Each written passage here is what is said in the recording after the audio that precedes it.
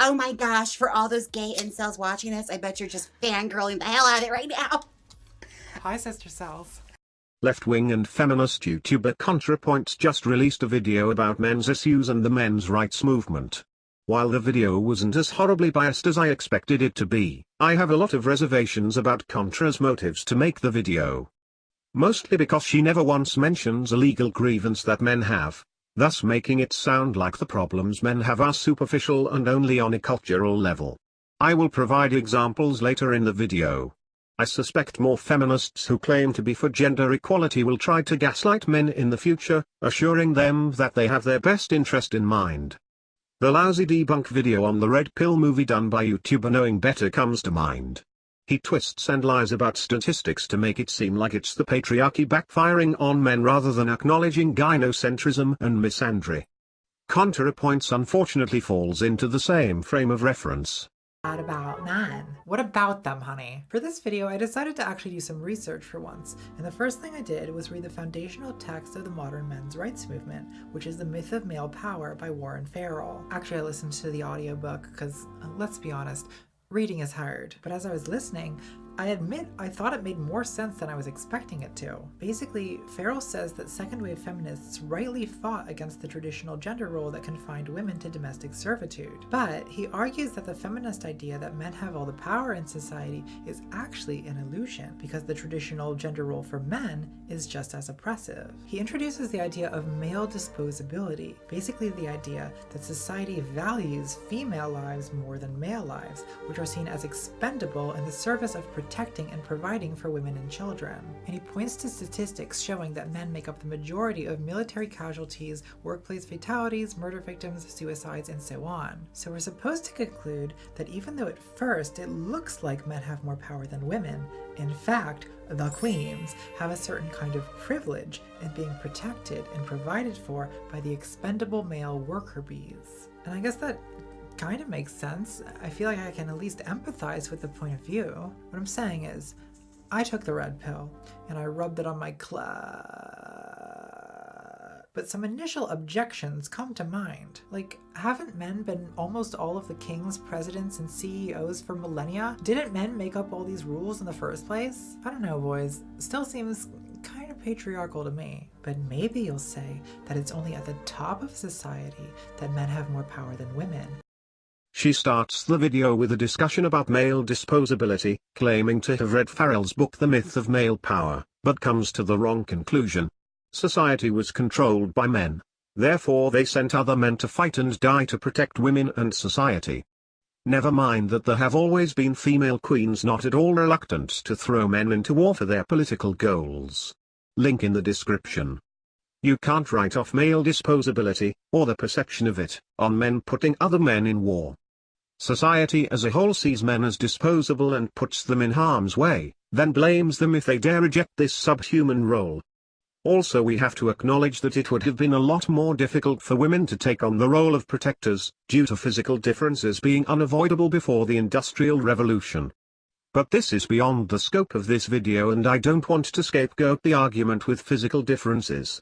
In my opinion, the assertion that from a reproductive aspect men are biologically disposable for repopulation, is the primary fuel for sending men off to war and using them to protect women, children and society. I should make a video on this particular subject, because a lot of analysis goes into it, but my basic premise is that males are no more disposable than females for repopulation, or the degree to which they are, is negligible. After all, we can't really expect one man to father 100 children, realistically. This is one explanation tradcons give as to why we should only send men to war. One man can repopulate society. Yes, but that can't work in real life, because the offspring won't survive without proper care. That is also leaving out all the inbreeding that would happen in a society only fathered by a few men. Countries with great casualties after the Second World War, like Germany, also suffered a great decline in birth rates, even with great government incentives, despite only the males being drafted and killed. And don't forget, according to tradcons, it doesn't matter what the number of males is for the repopulation of a nation. I will need to make a separate video on this, as it is such an important subject, But I entirely reject that simplistic notion that you can just kill off 50% of the male population and carry on just fine as a nation.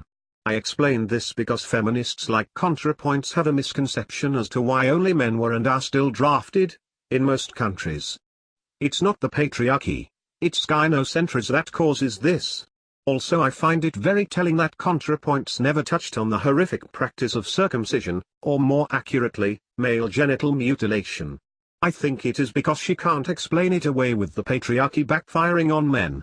Male genital mutilation is legal in every country worldwide, yet no human rights organization says a word about it. Contrapoints largely focuses on male frustration when it comes to pairing up with women and somehow that being a symptom of gender roles not working anymore. I think all of this originates in a genuine crisis of male identity, and I think it's happened in something like the way men's rights activists describe. The sacrificial role of men as warriors is no longer widely glorified or necessary. The traditional protector-provider role of men is being replaced by a more equal and undefined gender dynamic. And college professors and activists are telling men that most of our culture's aspirational representations of manhood are toxic and bad. But without an attractive replacement vision of aspirational manhood, average young men can only envision their future as what? The beta, the cuck, the new male.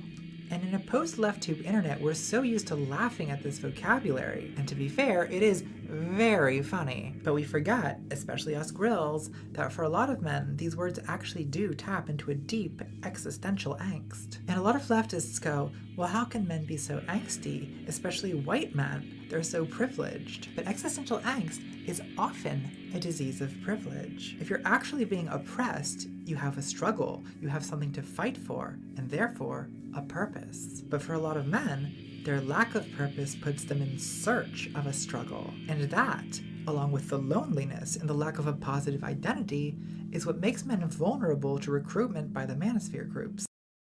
Here is the thing, women are liberated from their gender roles, men are kept in theirs. She makes the argument that the provider role has become redundant and men are struggling to find a new role model for themselves. But that's not the problem. Masculinity, or maleness as I would refer to it from now on, isn't in trouble specifically. I think what is in crisis is gynocentrism. Men don't want to be treated as disposable utilities anymore, and that pisses feminists off just as much as it pisses tradcons off. Feminism and traditionalism are two sides of the same gynocentric coin. Contrapoints is gaslighting men yet again by saying that they have no struggle in the sense that they are not oppressed legally and institutionally. What? Didn't you hear about the recent court decision on the male-only draft in the USA? Men all around the world, in countries where it is practiced, are used as cannon fodder for conscription, and you know that if there was a female equivalent to that kind of slavery, people would not stand for it. And no, having kids is not comparable, because it is voluntary. The gender sentencing gap is bigger than the racial sentencing gap, but you don't utter a peep. Retirement age difference, less access to medical help, no domestic violence shelters for men, female on male rape being unrecognized, the list goes on and on. Women have more legal rights than males. It's delusional to pretend otherwise. Men need to organize themselves and work for their own interests. Fight for their rights. End the gynocentric system. Feminist gaslighting will only get worse now that men are talking about their issues and waking up. Feminists will try to recruit men into their movement, making them think that feminism will smash gender roles, thus liberate men from their oppression. Yet it took the National Coalition for Men, a men's rights organization, to get the male draft declared unconstitutional. Men need to start being pro-male. This is all I have to say for now. Thank you. Have a nice day.